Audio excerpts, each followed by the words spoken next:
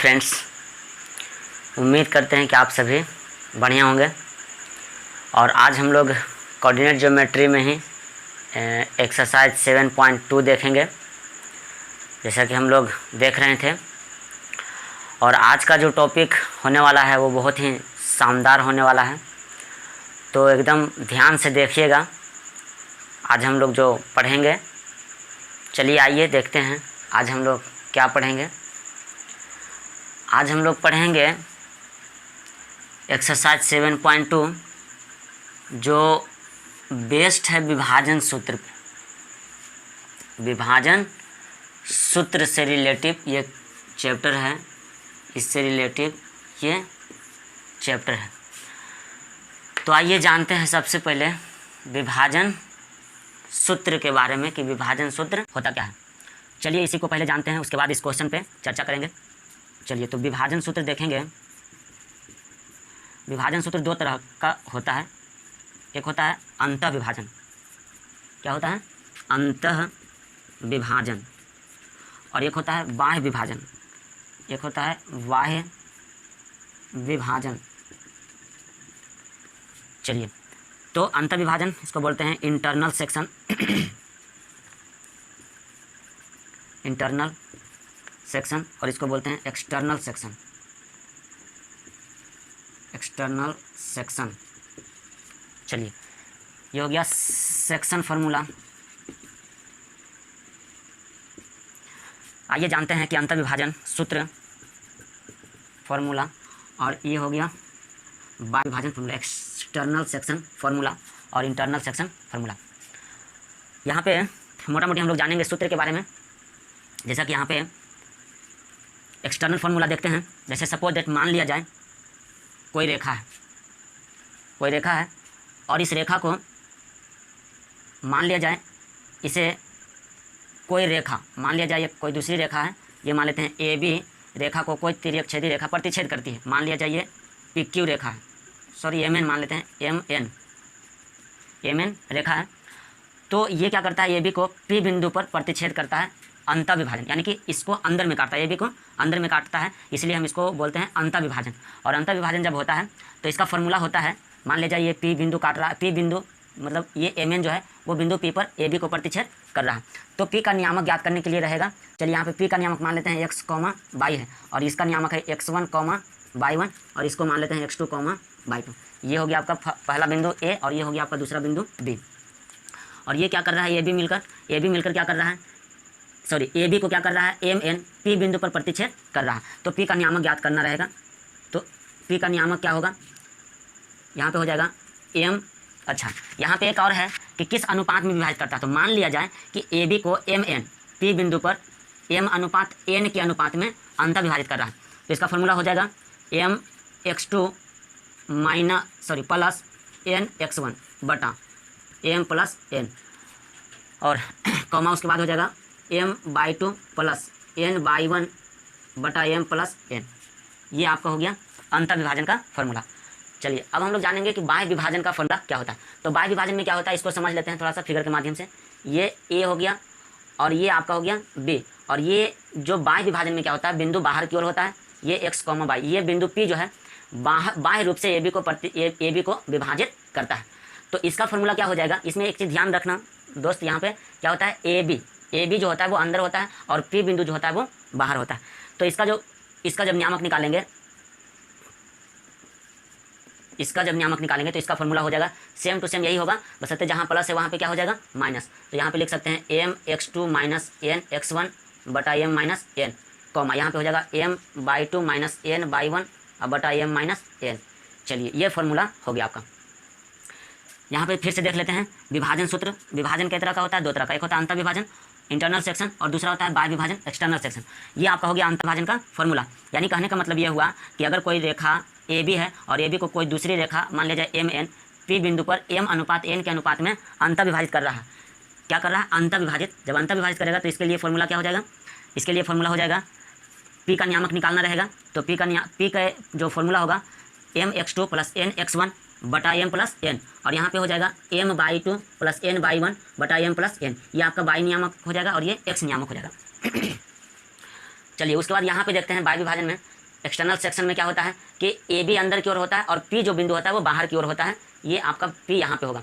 तो इसका नियामक निकालेंगे तो फॉर्मूला में सिर्फ जहाँ पे प्लस रहेगा वहाँ पे यहाँ पे माइनस हो जाएगा। तो यहाँ पे क्या हो जाएगा mx2 minus n x one बटा m minus n into my2 minus N by one बटा एम माइनस एन। चलिए ये फार्मूला याद रखिएगा, यही फार्मूला का यूज इस पूरे चैप्टर में होगा। तो आइए अब हम लोग देखते हैं कि यहाँ पे इस क्वेश्चन को कैसे हल करेंगे। चलिए इसको मिटा देते हैं, आप चाहें तो स्क्रीनशॉट ले सकते हैं। चलिए अब इसको क्या करते हैं, मिटाते हैं, मिटा दें। चलिए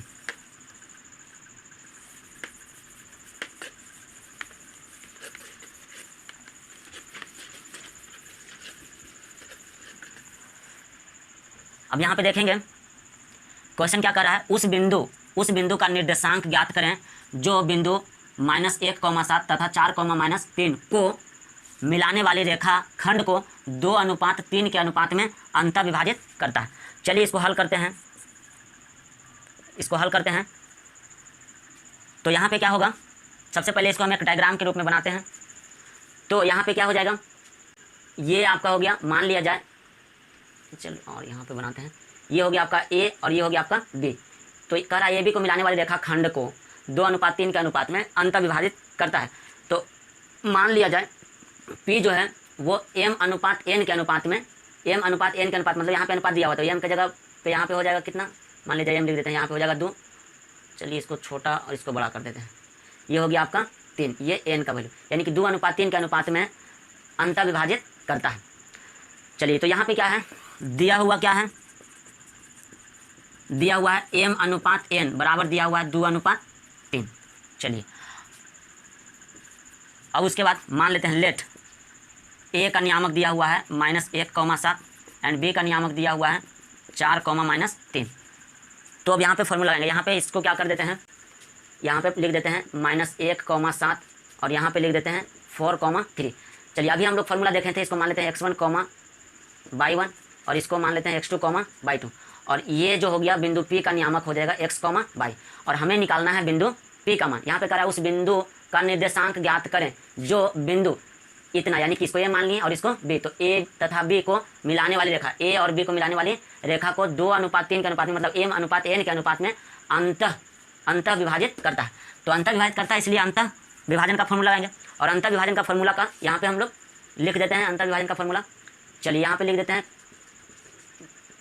ये हो जाएगा mx2 प्लस nx1 बटा m प्लस n और यहाँ पे हो जाएगा m/2 प्लस n/1 बटा m प्लस n। ये आपका हो गया अंतः विभाजन का फॉर्मूला।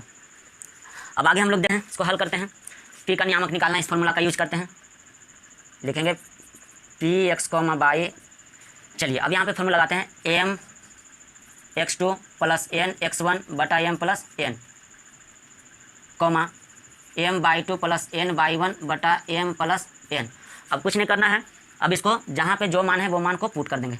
चलिए यहाँ पे हो जाएगा m की जगह पे देखेंगे, यहाँ पे m का वैल्यू कितना है 2, तो यहाँ पे हो जाएगा 2 गुना x2 की जगह पे क्या लिखेंगे, ये x1 हो गया और ये आपका x2 हो गया, सॉरी यहाँ पे x2 का मान हो गया 4 प्लस n की जगह पे कितना हो गया 3 गुना x1 की जगह पे कितना हो जाएगा, x1 की जगह पे -1 हो जाएगा, ये आपका हो गया -1। चलिए इसको मंथली कॉस्ट में बंद कर देते हैं, बटा m की जगह पे हो जाएगा 2 प्लस n की जगह पे हो जाएगा 3। चलिए कॉमा m की जगह पे हो जाएगा कितना 2 गुना y2 की जगह पे देखते हैं, यहाँ पे y1/2, तो y2 की जगह पे हो जाएगा 3 प्लस n की जगह पे हो जाएगा 3, ये आपका हो जाएगा 3 गुना y1 की जगह पे कितना हो जाएगा, y1 की जगह पे हो जाएगा 7 बटा, अब यहाँ पे m की जगह पे 2 और प्लस n की जगह पे हो जाएगा 3। चलिए अब इसको हल करते हैं, यहाँ पे क्या हो जाएगा, यहाँ पे हो जाएगा 4 दूना के 8 प्लस माइनस 3 और 3 2 5, यहाँ पे जाएगा 3 दूना 6 और प्लस 7 या 21 और 3 2 5, ये हो गया। चलिए उसके बाद क्या होगा यहाँ पे देखते हैं, उसके बाद हो जाएगा px, y, यहाँ पे देखेंगे 8 में से 3 घटेगा तो 5/5, ये हो गया। उसके बाद कॉमा 21 और 6 जोड़ेंगे तो हो जाएगा आपका 27/5, ये 5 से 5 खत्म, P into x comma by यहाँ पे हो जाएगा 1 और 27/5। चलिए, तो आपका नियामक पी का नियामक क्या हो गया, पी का नियामक एक्स के जगह पे हो जाएगा 1 कॉमा बाई की जगह पे हो जाएगा 27/5। ये आपका हो गया answer, this is your answer. चलिए, उम्मीद करते हैं कि आप लोगों को समझ में आ गया होगा। बहुत आसान क्वेश्चन था और आप सभी इस टाइप का जितना भी क्वेश्चन आपके बुक में है वे सभी क्वेश्चन आप लोग से बन जाएगा। तो उम्मीद करते हैं कि आप सभी समझ गए होंगे और उसके बाद हम लोग मिलते हैं नेक्स्ट वीडियो में। तब तक के लिए धन्यवाद एंड टेक केयर। जय हिंद।